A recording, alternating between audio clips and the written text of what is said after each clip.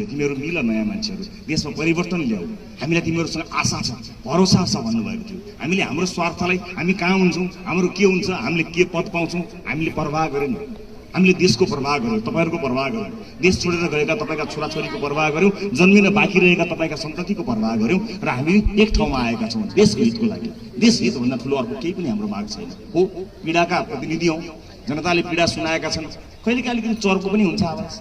कहिलेकाहीँ अलिकति आक्रोशित पनि हुन्छौँ कहीँ आक्रोश पनि पोखिन्छ सामाजिक सञ्जालमा भाषणहरूमा आक्रोश पोखिन्छ तर अब आक्रोशभन्दा माथि उठेर हामीले जिम्मेवारी महसुस गर्नुपर्ने हुन्छ नेपाली जनताले दिएको शक्तिलाई जिम्मेवारीमा परिणत गरेर हामी यो देशको भाग्य र भविष्य बदल्ने तपाईँको मतबाट कोसिस गर्दैछौँ र हामी सक्छौँ किनकि चितवनले देखाइसकेको छ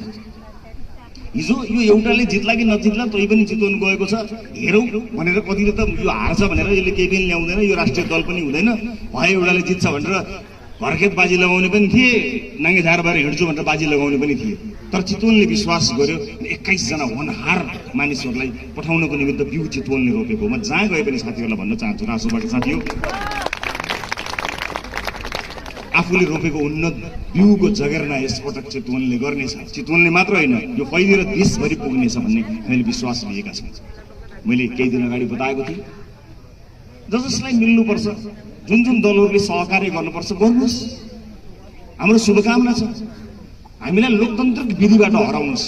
लोकतन्त्रभन्दा बाहिर गएर झिल्ली गरेर हराउन त पाइँदैन पहिला जस्तो चाहिँ बाहिर संसद बाहिर सूचना टाँच्दिएर संसद एउटा मुद्दा लगाइदिएर निकाल्न त पाइँदैन